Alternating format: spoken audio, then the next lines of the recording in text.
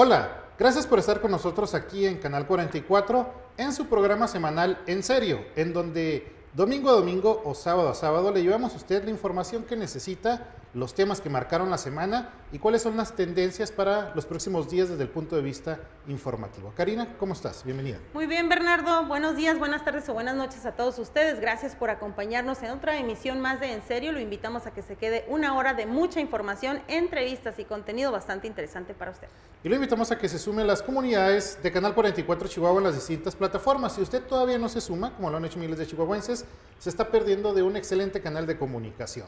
Vamos a iniciar, como usted ya sabe, con la polémica. El primer tema que estaremos abordando es esta crítica que hace el presidente Andrés Manuel López Obrador con calificativos muy pasados de tono en contra de María Eugenia Campos Galván, la gobernadora de Chihuahua. Todo porque le ganaron un tema que tiene que ver con los nuevos libros de texto. El segundo tema del que hablaremos es que se propone desde el gobierno municipal sancionar a aquellos padres de familia que les permitan a los menores ingresar a las presas.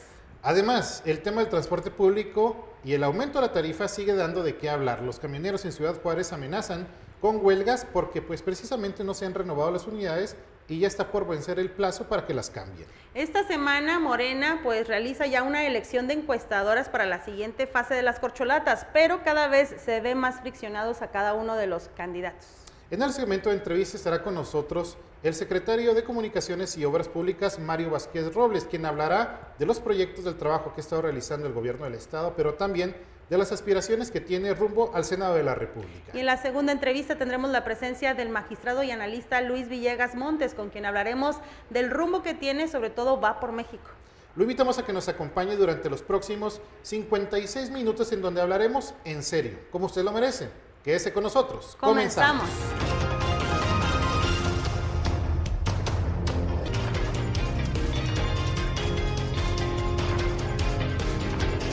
Gracias por seguir con nosotros hablando en serio como debe de ser. Vamos a dar inicio a la parte de la polémica del programa y Bernardo tiene el primer tema. Y el primer tema es que el presidente Andrés Manuel López Obrador en la mañanera criticó duramente a la gobernadora Maru Campos por este tema, que además le dieron la razón jurídica a la gobernadora de la no distribución de los libros de texto. Mira, ya lo hemos comentado, ha sido una bronca, va a ser una bronca, claro que hay incertidumbre, el gobierno del estado llama a esta campaña de donación de libros. Yo creo que en general los libros quedan en un buen estado, porque son libros bien hechos, son libros imprimidos a full color, se pueden servir fácilmente para el siguiente año, pero aquí el comentario es la manera en la que el presidente se dirige hacia la gobernadora Maru Campos. Yo cuando vi esta nota, porque pues no lo vi en vivo, la mañanera, insisto, procuro no verla cuando quiero amanecer bien, no andar estresado. No andar enojado. Pero vi después el video y sí, no me pareció lo más correcto, o sea, ni de un hombre que se refiere hacia una mujer, ni de menos de un presidente a una gobernadora. Si yo fuera la gobernadora Maru Campos, yo hubiera levantado una denuncia por violencia política, pero la gobernadora sí que anda como entre dos fuegos, entre lo que tiene que hacer y que dejen de castigar a Chihuahua, que en realidad pues es el fondo de este pleito. Pero pues mira, la verdad es que yo ya no sé cuánto le vaya a alcanzar para el hecho de que ya no tengan tan castigada a Chihuahua. Ya me da la impresión de que ya con esta situación ya terminó de romperse por completo la relación con el presidente. Si bien en lo que yo creo que se debe reconocer es que en materia de seguridad siguen coordinados los distintos entes de gobierno, también se les tiene que reconocer a las personas que están al frente de estas instancias, pero la relación política, la verdad es que ya está muy, muy deteriorada desde hace mucho. Creo que este punto en particular y que Chihuahua sea el único estado que hasta este momento tiene esta resolución porque se le quisieron unir otros estados y pues no se puede porque ellos no se ampararon, no utilizaron este recurso legal, pues yo creo que aparte también metió como en un serio aprieto a todo el gremio del magisterio, pero bueno, se implementó esta situación de la donación de libros, ya se tienen lugares establecidos en los distintos municipios del estado, así que desde donde usted nos esté viendo, si tiene libros de sus hijos, de sus nietos, es importante pues que vayan y los regresen. Sí, mira, la verdad es que, bueno, vamos al segundo tema, se nos acabó el tiempo. Sí, que proponen la sanción a quien ingrese a nadar en las presas. Aquí en Chihuahua, mencionaba el alcalde de Chihuahua, que se va a buscar modificar el Código Civil en Chihuahua para que las personas, sobre todo los padres de familia que están permitiendo que sus hijos ingresen a las presas y que son precisamente menores de edad y que están autorizados por los padres de familia, pues que se les pueda hacer un llamado de atención a los mismos padres de familia, porque están poniendo en riesgo su vida y pues se supone que incluso pudiera ser hasta una cuestión de omisión de cuidados por parte de los mismos. No sé hasta dónde sea, y es esto qué bueno, pero también qué mal el actor actuar de verdad de los mismos adultos que en ocasiones no medimos las consecuencias de los permisos que podemos llegar Pues a por eso dar. precisamente es mi reacción de enojo, porque efectivamente sigue habiendo muchos padres irresponsables o adultos irresponsables que siguen ingresando a los cuerpos de agua, que se les hace fácil y en serio, Karina, digo, deberíamos de llevar una estadística, seguramente la ha de tener la Autoridad de Protección Civil, de cuántas personas fallecen precisamente en las presas por inmersión, es decir, ahogadas, de tal suerte que nada más nos vamos a la presa Chihuahua, que es lo que dice el alcalde, y yo creo que son decenas de personas en los últimos Sí. años, por algo tan sencillo como es ponerse un chaleco salvavidas. Y deja tú lo sencillo, ya está barato, o sea, en cualquier supermercado un chaleco salvavidas anda en 250, anda en 300 pesos, que respecto a lo que vale una vida, pues es absolutamente nada. Si usted va a pasar un momento de esparcimiento, es válido, es además saludable, es recomendable, Sí. pero hágalo con responsabilidad. Lo que el alcalde, y por eso nos sumamos a esta propuesta que está haciendo, está pidiendo, es que precisamente se haga con responsabilidad. Qué bueno que vaya a estos centros de esparcimiento, Karina, pero hágalo con las medidas. Sí, es importante que usted se cuide, que prevalezca en usted la cordura, porque luego en ocasiones como que se toman una o dos cervecitas y ya pareciera que son o toman decisiones completamente No, y distintas luego, a lo que pues, racionalmente hacen. Y luego los niños, Sí. o sea, los niños, ¿qué culpa tienen precisamente de esas malas decisiones que toman los padres de familia? Entonces, yo aquí sí estoy con el alcalde, qué bueno que se dé mano dura y que se evite las muertes de estas personas. El tercer tema tiene que ver con una manifestación que iban a realizar los ruteros precisamente en Ciudad Juárez con motivo de algunas peticiones que han hecho en materia de transporte, en materia de equipamiento y que no se los han resuelto. Pero mire, el fondo de todo esto tiene que ver con algo que también afecta aquí en Chihuahua, que es el tema del aumento a la tarifa y que no se ha resuelto el tema de los camiones. Tuvimos aquí, usted recordará en serio, hace algunas semanas al secretario general de gobierno que decía que llevaban aquí en Chihuahua un avance de un cumplimiento de un 80% en cuanto a la renovación de las unidades, porque acuérdense que no tienen que ser año 2024, Mercedes-Benz, no, o sea, tienen un plazo, si mal no recuerdo, de 5, 8 años, en donde pueden estar circulando estas unidades como lo hacen en cualquier parte del mundo y como lo hacen en cualquier plataforma. Pero en Ciudad Juárez, este 80% está lejos, o sea, usted va a Juárez y en serio, la mayoría de las ruteras, por eso se llaman, que hay ahí en Ciudad Juárez, pues son de estos camiones de los 70s, 80s, que generalmente eran usados como transporte público en Estados Unidos, como transporte escolar, corrijo, en Estados Unidos, y que los han desechado y los han agarrado como unidades de transporte en Ciudad Juárez, pues con todas las problemáticas que esto implica. Oye, en este sentido pongo esta carita porque la verdad es que el tema del transporte sigue siendo después de sexenio tras sexenio tras sexenio como que el problema más fuerte que tiene el gobierno con la capacidad operativa y política, a esto me refiero, porque empiezan a hacer algún tipo de negociaciones cada uno de los gobiernos y como que siempre se va cediendo cierta cuestión esperando que se cumplan acuerdos y no se cumplen, la verdad no se cumplen y sigue siendo el mismo problema, digo, si nos vamos pocos, no sé, o algunos sexenios atrás han sido lo mismo, desde que si quieren ser duros las autoridades o si quieren ser más conciliadores y de todos modos al momento ya de que se pone más ríspida la situación, termina cediendo el gobierno o Sí, eso pues, percibimos los ciudadanos. Y miren, pues ante esta situación, esta posible manifestación que digo, a final de cuentas es algo que ya se les había dicho, lo vamos a mencionar y por más que tal vez pudieran ser muy duros, ¿cómo le haces cuando te empiezan a parar el parque o el de transportes, el transporte personal y de ahí mismo muchos de ellos son dueños también de transporte de carga y empiezan a tomar casetas y es cuando empiezan o tiene que ceder un poquito el gobierno, ojalá que Pues no pase. se les ha dado mucha fuerza, se les tiene precisamente que quitar. Cuarto y último tema, Karina. Pues que ya seleccionó Morena las encuestadoras que siguen en la siguiente fase de las corcholatas. Es que recuerde usted que va a ser por medio de encuestas, digo, con Morena sí ha sido desde que inicia Morena, que ha sido por medio de encuestas o que ha sido por medio de tómbola. Yo recuerdo en aquel momento que se hacía como una tómbola, así como la que usted veía en los juegos en la televisión, pues así era como se seleccionaban a los candidatos, pero ahora son encuestas. Ya en este momento creo que se ha generado una situación muy ríspida, particularmente entre Marcelo Ebrard. Ayer me tocaba escuchar algunas declaraciones de Marcelo Ebrard donde decían que pues estaban movilizando prácticamente a todo el funcionariado del gobierno federal para apoyar a Claudia Sheinbaum. Ya hay algunas situaciones de molestias y él de manera puntual exigía los institutos tanto estatales y al mismo partido que estuvieran respetando, sobre todo al mismo partido, a que estén respetando los lineamientos para la siguiente fase de las corcholatas. Ya se tienen seleccionadas y él también puso en tela de juicio las que se seleccionaron. Pues mira, ya se veía venir, como dice la canción. La verdad es que se sabía desde un inicio en el proceso interno de Morena que las cosas no iban a estar parejas, es de lo que se está quejando precisamente Marcelo, pero ya lo hace en la etapa final, desde mi punto de vista ya lo hace en una etapa tardía, Sí. porque es una realidad que ni la campaña de Claudia, o pre-campaña, o como usted lo quiere decir, ni la de Marcelo, ni la de Ana Augusto despegaron, o sea, en realidad todas se quedaron prácticamente Flat. donde mismo, Ajá. tú ves las mediciones de un inicio y ves las mediciones de ahora al final, y ninguno despegó, o sea, todos se quedaron prácticamente en el mismo lugar en donde estaban. Yo creo que Marcelo, que se le veía inclusive, Karina, tú recordarás hace meses como el candidato de la oposición en caso de que quedara la relación ahí fracturada, se le desdibuja ya esta posibilidad porque Sí. terminó cayendo él en el juego del mismo presidente Andrés Manuel López Obrador. Se está quejando de falta de inequidad, lo cual es cierto, pero ya es muy tarde.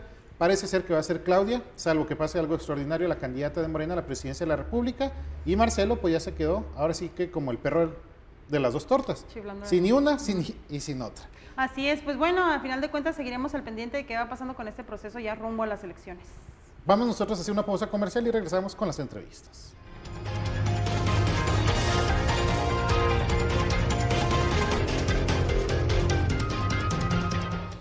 Gracias por seguir con nosotros aquí en Canal 44, en donde, como usted sabe, semana a semana hablamos en serio de los temas que usted necesita saber, para que no le digan, para que no le cuenten. Vamos a dar inicio a nuestro segmento de entrevista. Le damos la bienvenida en esta ocasión al ingeniero Mario Vázquez Robles. Él es el secretario de Comunicación y Obras Públicas, y además a quien le extendemos una felicitación, Mario, por tu cumpleaños. ¿Cómo estás? Bernardo. Bienvenido. Gracias, Mario. Gracias. Y bienvenido. Karina, gracias por la felicitación. Sí, me ando muy festejado ahora. ¿Te diste oportunidad de reflexionar cómo te ha ido en la vida y proyectos que tengas, Mario? Pues sí, la verdad es que a estas alturas del partido es agradecer solamente, ¿verdad? Agradecer primero a Dios, quienes tenemos la fe, y agradecer a los amigos, a los compañeros, a tanta gente con la que uno ha tenido oportunidad de coincidir en muchos aspectos, políticamente, como amigos, en el trabajo. Pues solamente agradecer, Bernardo. Esa es la reflexión que he hecho, porque pues nos ha ido muy bien, gracias a Dios. Ya sé, naciste en Bachíniva. ¿Te Yo nací imaginaste en- llegar como secretario No, de nunca. Comunicaciones y Obras Públicas? A nada, porque finalmente soy un hijo de campesinos, nos dedicamos a labrar la tierra. Entré a la política cuando ser de la oposición en política era pues, motivo de burla, no tenía ninguna posibilidad. Yo entré en esa parte a la política y entré al partido cuando el PAN no tenía ninguna posibilidad. Fui dirigente campesino, defendimos las causas campesinas y luego me metí al servicio público un tiempo cuando el gobierno federal del PAN, cuando estaba el PAN en el gobierno federal. Luego me tocó ser dirigente del partido, nos fue muy bien.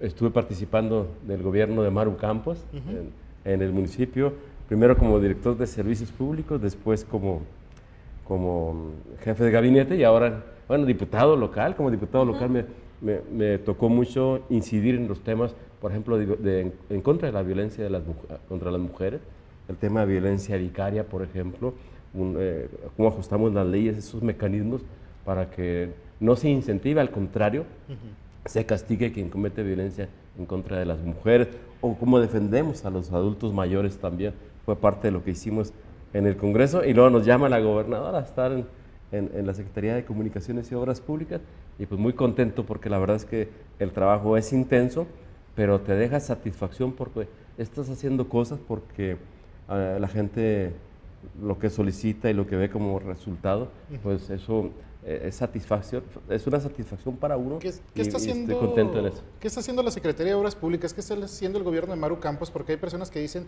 le falta a Maru Campos una obra insignia que marque precisamente su sexenio. ¿Concuerdas tú con esta situación? No tanto, porque yo creo que la obra insignia no es así en lo grande, es en la respuesta que tú tienes a la problemática que vive la población. Te pongo un ejemplo, eso nos lo ha dicho la gobernadora.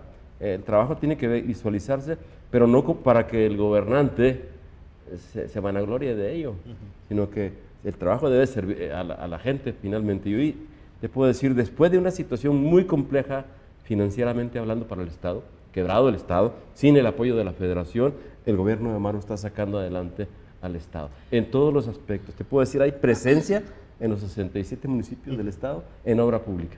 En este sentido, en obra pública y en el tema de comunicaciones, hemos hecho muchas observaciones respecto a las carreteras y los tramos federales, pero también hacían mención algunos diputados locales sobre el tramo de la carretera La Huachochi-Nonuava, acá por Nonuava, que también hay tramos estatales que están en malas condiciones. Yo no alcancé a ver bien el video en qué tramo estaban para identificar si era federal o estatal, pero a final de cuentas es una realidad, la poca inversión que existe del gobierno federal y cómo de alguna manera pues nos está afectando hasta en pérdida de vidas, es una responsabilidad importante. Sí, Karina, hay una diferencia entre el trato que se tiene con respecto a las carreteras de responsabilidad estatal y las que tiene la Federación. La Federación ha dejado de invertir en los últimos años en mantenimiento de sus tramos carreteros. Estamos hablando de 3,000 y fracción de kilómetros que tiene la Federación. Yo visualicé ese mensaje de ese tramo carretero, es altamente probable que sea federal, no se veía, hubieran puesto por ahí el cadenamiento para, pues para determinar a quién corresponde. Las carreteras estatales están en buenas condiciones, en contraparte, las carreteras federales, el 80% está dañada, no solamente ya en la superficie de rodamiento, sino también en las capas inferiores, en las bases. Pues sí, es un problema fuerte. Tan han dejado de atender que en 2021 hubo cero pesos en mantenimiento de carreteras. Hoy hay a lo sumo 500 millones de pesos, pero tienes que atender desde la limpieza de las cunetas, desde la limpieza del derecho de vía, tienes que atender muchos aspectos que no les está dando, no da, porque es una mejoralita contra un cáncer que hoy tienen nuestras carreteras, que ha carcomido las superficies de carretera, y por eso hoy tenemos un alto índice de accidentes. Y el impacto que tiene un mal pavimento es enorme en los accidentes, es enorme en el retraso del transporte de mercancías, por ejemplo. Tiene un impacto económico también, además del impacto social y de tragedia que eventualmente pueden ocurrir. En este sentido, ha tenido muchos cambios en Chihuahua el gobierno federal, en la Secretaría de Comunicaciones, Infraestructura y Transportes. Han sido varios delegados. ¿Cómo es la coordinación con ellos? ¿Cómo es la comunicación con ellos? ¿Sí existe? ¿Qué les dicen cuando ustedes les hacen alguna gestoría para recursos para las carreteras? Mira, Karina, obviamente nuestra responsabilidad es institucionalmente establecer lazos de comunicación y de gestión que se tiene que hacer como parte del trabajo que hoy tenemos en la Secretaría. Con el primer delegado, el que salió hace mes y fracción, hace 2 meses, hubo una relación de acercamiento, con el actual también, de acercamiento, cómo resolvemos la problemática. No queremos solamente echar la culpa, porque la gobernadora ha dicho, a ver, ¿qué podemos hacer? Porque las carreteras del Estado son de todo el Estado, independientemente de a quién le corresponde, son de los chihuahuenses y de quienes visitan Chihuahua, y forman parte de la estructura que fortalece o retrasa o estanca el desarrollo socioeconómico del Estado. Por eso la importancia de las carreteras. La gobernadora ha dicho, ¿cómo hacemos? Esa es la voluntad del gobierno del Estado, ¿cómo ponemos algo para que pueda solucionarse?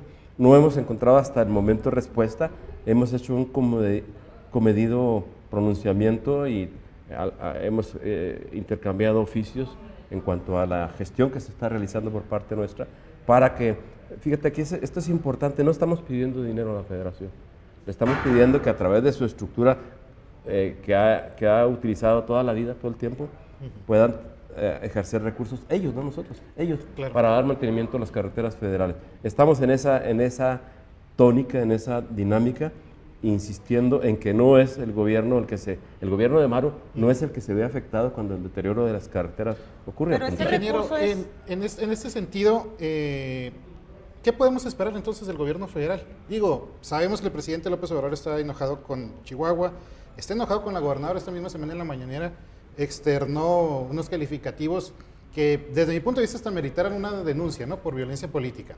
Pero quedan pocos meses al sexenio de López Obrador y ¿qué podemos esperar pues como chihuahuenses, sobre todo en este tema de carreteras, que es algo muy sentido? Yo creo que hay funcionarios de segundo nivel y de ámbitos más directos de operación que tienen la sensibilidad. Vamos a esperar a que se dé una respuesta, pero creo que en el fondo de toda esta situación lo que subyace es que hay una inversión fuerte del país en temas en donde Chihuahua no está incluido, el norte del país no está incluido, es decir, tienes obras tan cuantiosas y que han superado los presupuestos iniciales en más de 10,000 millones de dólares, como el caso de la refinería de Dos Bocas, o estamos hablando de obras de repente dejar de construir el aeropuerto Texcoco y construir el otro, cuantiosos recursos se utilizaron ahí, o bien el Tren Maya. Entonces toda esta parte del país, que sí quizá haya alguna razón porque se ha mantenido en retraso socioeconómico esta parte del país, pero no se puede abandonar a los estados que formamos parte de la federación y donde Chihuahua contribuye. El estado de Chihuahua es un estado competitivo, ha ido avanzando en competitividad. Hace unos días la gobernadora participó, me tocó estar en esa reunión con el INCO, Instituto Mexicano para la Competitividad, y el estado ha venido superando. Tenía el lugar número 12 en el país, hoy tiene el número 8, y estamos creciendo para hacer a Chihuahua más competitivo, porque eso significa más trabajo y mejor pagado para la gente. Entonces, en ese plano no hay recurso invertido federal en Chihuahua, en infraestructura, no hay en mantenimiento de carreteras, eliminaron el Seguro Popular, una serie de aspectos que han venido retrasando, que han venido en involución de lo que significa el desarrollo del país, y Chihuahua está sufriendo como uno de los estados parte de eso. Chihuahua contribuye con la federación con cuantiosos recursos fiscales, pero en contraparte no recibe ese trato que merece. Ingeniero, asume la responsabilidad a inicios de este año. Digamos que ya está proyectado lo que se iba a hacer para este 2023, pero bueno, ¿qué podemos esperar en materia de obra pública para el año que entra? Mira, el Estado ha venido recuperando el estatus de finanzas sanas a partir del esfuerzo que ha hecho la gobernadora y sus áreas financieras, en este caso la Secretaría de Hacienda principalmente. Hemos liberado recursos, ya estamos en un proceso de desendeudamiento del Estado, eso hay que reconocerlo al gobierno, y con ello, bueno, la posibilidad de ir atendiendo, en lugar de estar pagando créditos, ir atendiendo situaciones que se dan. Entonces, hay algunas obras que van a superar el periodo. Te pongo un ejemplo. Estamos construyendo el hospital de gineco-obstetricia en Parral. Ese hospital vamos a terminar en enero, quizá en febrero. Luego hay que equiparlo. También ya estamos a la par en la Secretaría de Salud, el secretario de Salud, Gilberto Baeza, viendo cómo se equipa, y luego la otra parte, cómo se organiza para que ahí haya médicos, enfermeras, personal en general, para poder atender esto. Luego tenemos también dos grandes obras que estamos actualmente a punto de licitar en Parral, que para fortalecer el turismo, otra en Nuevo Casadrandes también para fortalecer el turismo. Esas obras también van a traspasar el periodo.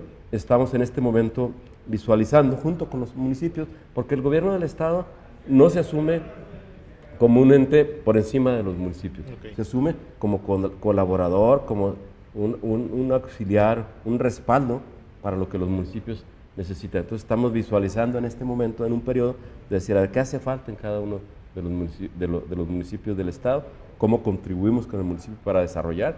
Pero también estamos trabajando fuerte en caminos rurales. Hemos apoyado a los municipios con maquinaria, con convenios, hemos apoyado con este programa que la gobernadora nos instruyó a realizar, que es Caminos que nos unen. Hemos rehabilitado todos los caminos. Estamos en ese proceso, pero prácticamente terminaremos este mes todos los caminos que están a cargo de los municipios con recursos totalmente del Estado. Esa es la intención. La intención, te insisto, no es que quede una obra insignia, sino que a final de cuentas que el Estado siga creciendo en competitividad, pero también que el Estado pueda responder tanto a nivel de municipio como a nivel del gobierno del Estado ante la problemática que viven los ciudadanos en salud, en educación, en infraestructura, en todo pues lo que compete. Y la verdad es que antes pues los recursos alcanzaban para más, ingeniero, pero ahora en este 2023, desafortunadamente, aunque pudiera parecer muy aparatoso una cantidad de 91 millones de pesos, traducido en obras y recursos es cuando se reduce. Pero bueno, tenemos que ir a una pausa comercial, regresamos después de esta misma con este y otros temas.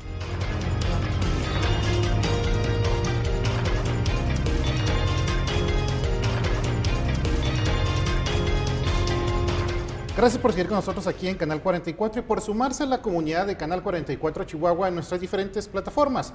Búsquenos en Facebook, YouTube, Instagram o TikTok y entérese 24/7 lo que está pasando en Chihuahua, México y el mundo. Estamos hablando en la entrevista con el secretario de Comunicaciones y Obras Públicas de Gobierno del Estado, el ingeniero Mario Vázquez. Karina, continuamos. Sí, me quiero regresar un poquito a lo que estaban planteando ahorita, que se ha instado a la Secretaría de Comunicaciones y Transportes respecto a que ellos ejecuten recurso del Estado o recurso propio, No, de que ellos. ellos mismos gestionen, pero ¿qué les dice, por ejemplo, el delegado? No tenemos, no hay forma, no ¿han sido sinceros con ustedes? Sí, claro, no tienen recursos. El PEF federal, es el presupuesto de la federación, a mantenimiento, en el caso específico de Chihuahua no trae recursos. Entonces lo que se está haciendo ahorita, a ver, a lo mejor están buscando ahí cómo rasgar a otra parte del presupuesto para poder atraer recursos son recursos de ellos, parte del presupuesto federal que debería haberse incluido, no se incluyó.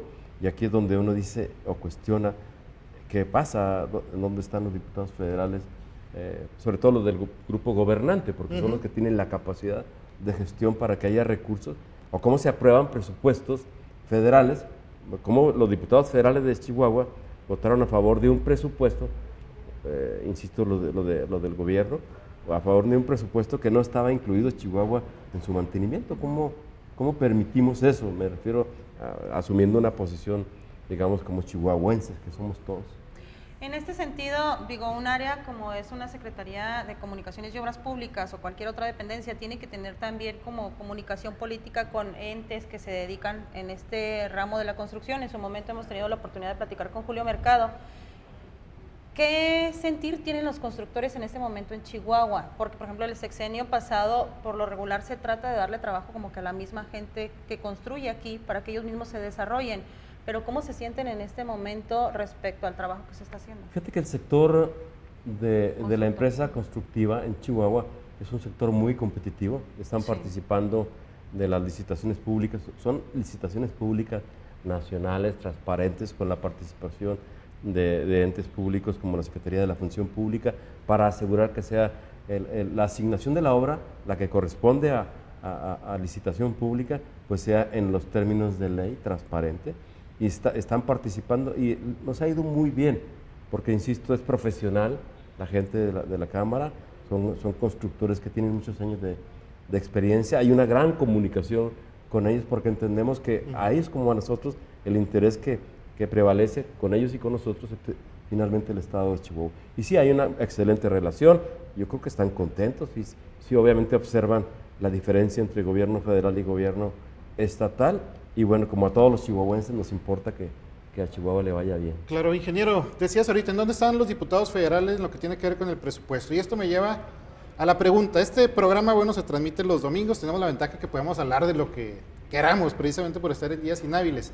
Y no es desconocido porque, bueno, pues eres una figura pública desde hace ya muchos años, ya dijiste tú, la trayectoria, pero también el tema de los anuncios espectaculares. Digo, si acaso alguien no te conocía, pues ya te conocieron porque hay anuncios espectaculares por todo el estado de Chihuahua, y a partir de estos anuncios espectaculares pues se ha especulado de que estarías buscando el Senado de la República. Inclusive en los mismos ejercicios de encuestas de conocimiento apareces en los primeros lugares en lo que se refiere a esta posición dentro de lo que va a ser el Frente por México. ¿Te visualizas en el Senado de la República? ¿Cómo te ves tú pues en las elecciones que ya pues están prácticamente a la vuelta de la esquina? A mí me encantaría, creo que he participado de la actividad política. No concibo otra forma de hacer política que no sea el dar resultado en las posiciones en las que hemos estado. De eso puedo, si no estar satisfecho, pues contento, porque hay resultados de toda mi labor como servidor público o como representante popular en los últimos años. Y claro que Chihuahua requiere de una representación digna de Chihuahua, que defienda dos aspectos finalmente en el Congreso Federal, en el Senado y en las diputaciones federales. Uno, la visión de Chihuahua, del norte del país, de gente que sabemos trabajar, que hemos del desierto hecho un vergel en muchos de los casos, de gente que sabemos que el trabajo, la educación, el orden en las cosas es lo que nos lleva adelante, de chihuahuenses que somos subsidiarios y entendemos que hay gente que requiere del respaldo de la sociedad para que salga adelante, que las becas, que una serie de situaciones, apoyar a nuestros adultos mayores. Esa visión de chihuahuenses tenemos que llevarla al ámbito de la República. Y la otra parte es lo más concreto. ¿Cómo hacemos una relación de Chihuahua más justa entre lo que aporta Chihuahua y lo que recibe? ¿Cómo hacemos que Chihuahua tenga realmente la inversión que requiere? No puede seguir siendo Chihuahua tratado como un estado o como el hijo bastardo de la federación. No, tiene que ser apoyado a Chihuahua también en contraparte a lo que Chihuahua ofrece a la nación. Esa parte también hay que defenderla desde la forma de estos mecanismos fiscales, de acuerdos fiscales a nivel nacional, pero también la inversión concreta. ¿Cómo atraemos inversión a Chihuahua para que haya nuevas carreteras, para que las existentes se mantengan en buenas condiciones, para que haya creación de infraestructura, hospitales, escuelas, en la medida en que Chihuahua lo necesita y también como una forma de respuesta a un chihuahuense, a muchos chihuahuenses, miles de chihuahuenses que nos levantamos día a día para ir al trabajo y nos mejoramos, estudiamos, nos capacitamos, mandamos a los niños a la escuela. Esa visión pues debe de llevarse al centro y yo estaría encantado de poder contribuir con ello. Obviamente son procesos que tienen que irse corriendo desde el propio al interior del partido, pero que se relaciona con lo que la sociedad está realizando. Y ya, bueno, obviamente ir a una elección constitucional, pues yo estaría encantado, pero bueno, estoy recorriendo el camino a partir de hacer bien lo que hoy tengo como responsabilidad. Oye, ingeniero, tú fuiste dirigente estatal cuando al PAN le fue mejor en Chihuahua, que fue en la elección del 2016, en donde históricamente obtuvieron el mayor número de triunfos. ¿Cuándo vas a tomar la decisión de si vas o no al Senado y a qué factores le vas a atribuir el tema de la candidatura? Porque no solo es un proceso interno del PAN, digo, van en esta alianza y como bien lo comentas tú, pues seguramente el PRI, seguramente el PRD, también van a querer o diputaciones o alcaldías o inclusive las mismas posiciones del Senado.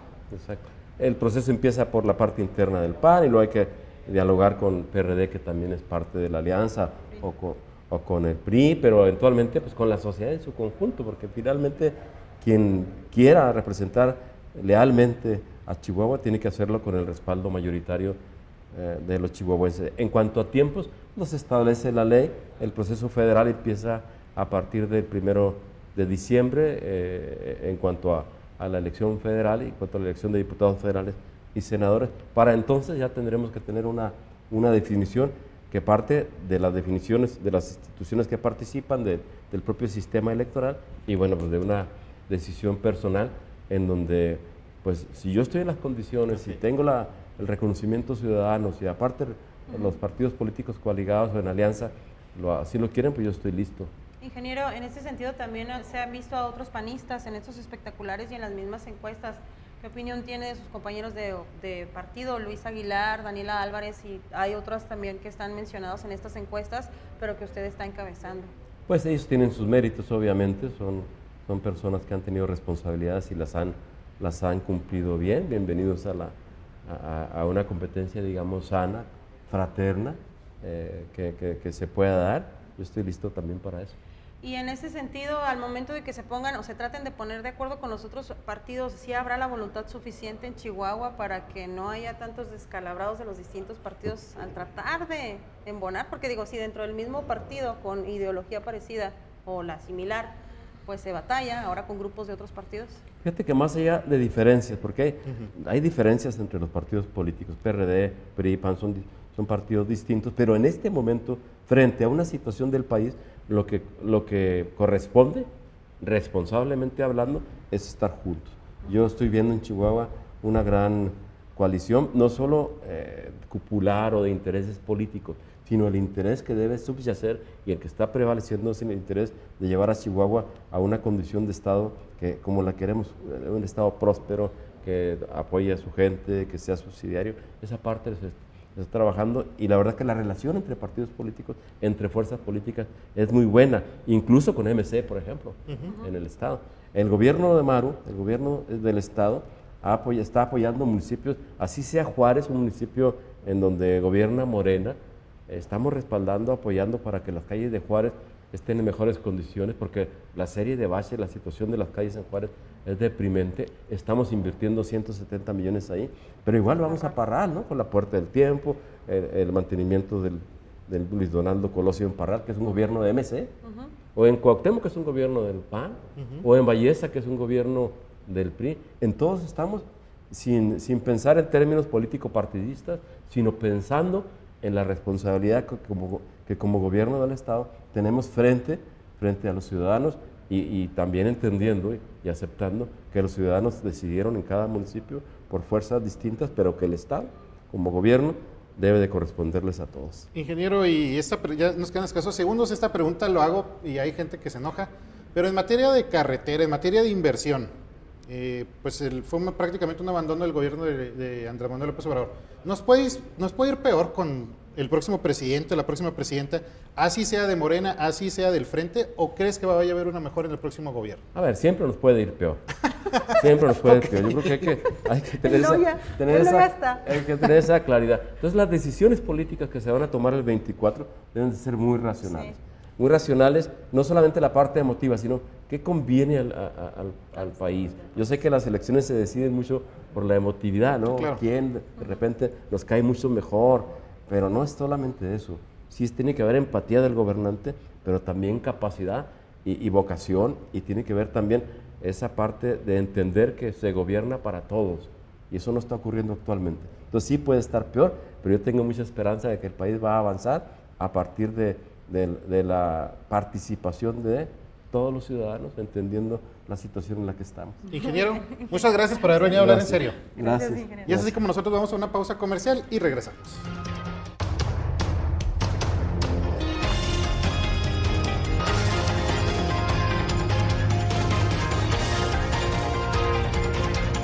Seguimos hablando en serio aquí en Canal 44 y les recuerdo que este programa se transmite todos los domingos 10 de la mañana y 8 de la noche y con 2 horas de diferencia a través del canal 44.2, mientras que los días sábados lo esperamos a las 4 de la tarde. Damos la bienvenida en esta ocasión al magistrado, al abogado, al analista Luis Villegas Montes. ¿Cómo estás? Bienvenido. ¿Cómo está? Bueno, hola, ¿cómo están? Gracias por invitarme, muy contento. Gracias por la invitación, no es la primera vez que estamos por aquí, gracias por la invitación. Al contrario, Luis, reconocerte que tienes esa faceta de... Eres un abogado con una trayectoria muy reconocida, logras después llegar a ser magistrado en el Tribunal Superior de Justicia, pero que nunca has dejado esa parte editorial, esa parte de colaborar, esa parte de estar en la opinión pública a través de diversos artículos, a través de diversos posicionamientos. Algo que generalmente no pasaba en Chihuahua, porque los magistrados siempre lo veíamos en la burbuja, lo veíamos encerrados, tú llegas y decides continuar, podríamos decirlo, con este tipo de activismo. ¿Por qué decides, Luis? Básicamente porque lo he dicho en muchos lugares, no quiero ser un ciudadano de segunda. Creo que la única limitante es no ventilar los asuntos que me atañen como servidor público, punto. Lo que me atañe como servidor público, lo que está en la esfera de mi actuación como servidor público, los asuntos que llegan a mí, de los que conozco como tal, es la única cosa que nunca he ventilado ni pienso ventilar.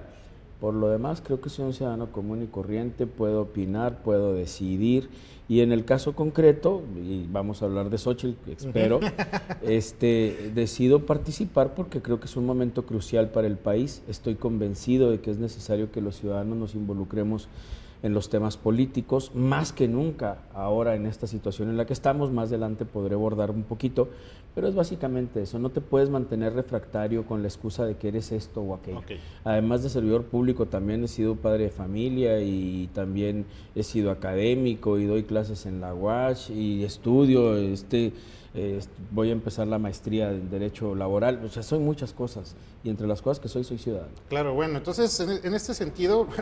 Recuerdo muy bien los señalamientos que te entrabas contra Javier Corral, siendo Javier Corral gobernador. Pero venimos a hablar de Xóchitl.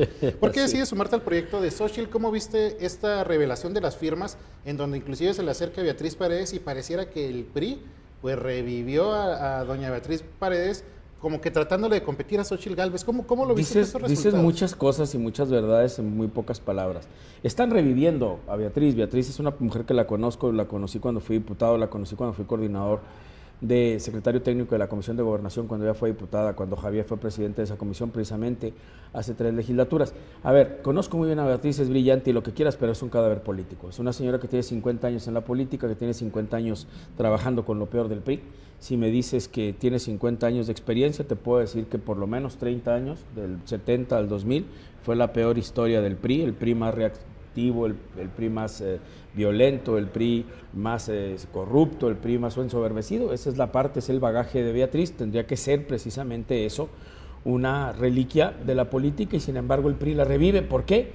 Pues es evidente que quieren tener presencia. Me parece lamentable porque el hecho real, y aquí contesto directamente tu pregunta, es que La única que en menos de 3 meses, 2 meses, una semana, 2 meses y medio, ha podido contactar con la ciudadanía, ha podido rescatar el discurso público, porque hay que decirlo de esa manera, el discurso público, la agenda la tenía el presidente de la República secuestrada desde un poco antes de ser presidente, desde que era aspirante y luego candidato y ahora como primer mandatario. Y creo que la única que ha podido rescatar ese discurso público, que ha podido rescatar el discurso de la ciudadanía con los mismos palabras, con los mismos gestos, con los mismos ademanes, con el mismo tono, ha sido Xóchitl. Estoy convencido de ello. Y lo voy a resumir en lo siguiente. Xóchitl es una mujer, puede hablar con las mujeres, ha sido víctima de violencia en la infancia, puede hablar con las víctimas de violencia, es madre de familia, puede hablar con las madres y los padres de familia, ha sido una empresaria exitosa, puede hablar con los empresarios. Cuando digo que es académica, mucha gente levantará la ceja, pero que no se nos olvide que aparte de ser una licenciada en ingeniería en computación, tiene una especialidad en robótica, tiene otra especialidad en edificios inteligentes, tiene otra especialidad en sustentabilidad, tiene otra especialidad en inteligencia artificial. Es una mujer extraordinariamente preparada, habla inglés, habla francés, chapurrea el japonés, dicho por ella. Así que puede hablar también con los estudiosos y con los estudiantes.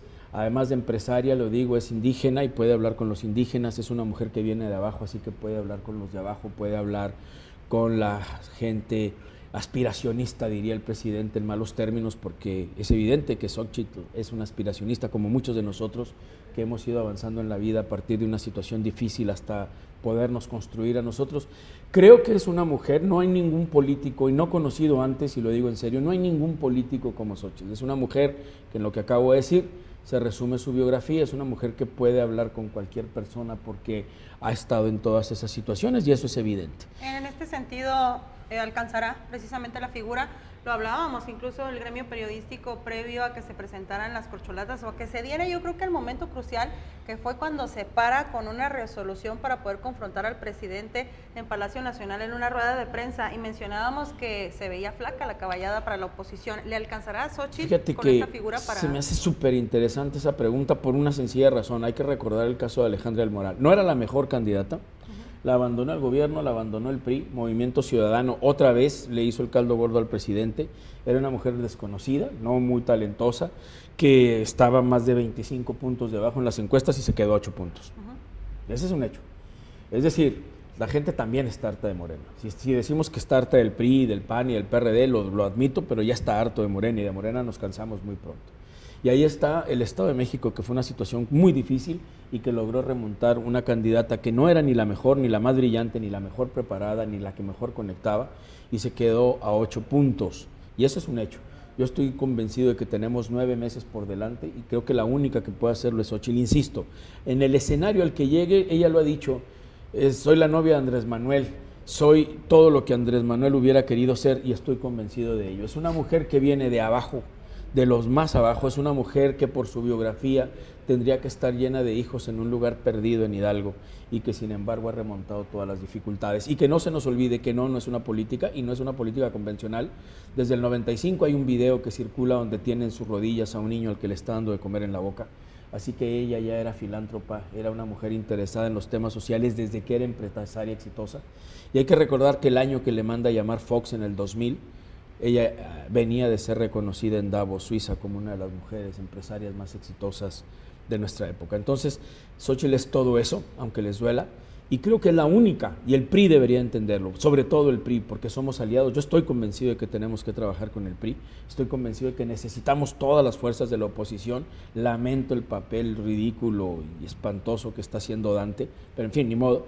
Pero lo cierto es que necesitamos al PRI, pero el PRI debería entender que su candidata tendría que ser Xóchitl. Y en este sentido, el hecho de estar en contra precisamente de alguien que utiliza todo el aparato gubernamental a nivel nacional todos los días, ¿no le alcanzará para que la revienten precisamente, como se diría? Acabamos de ver en Chihuahua hace unos pocos años a una mujer muy valiente que enfrentó al sistema y no fue poco, y es el caso de María Eugenia frente a Javier. Creo que es otro escenario, pero es básicamente lo mismo. Vamos a ver de qué está hecha Xóchitl, pero lo cierto es que lleva 2 meses aguantando muy bien la presión.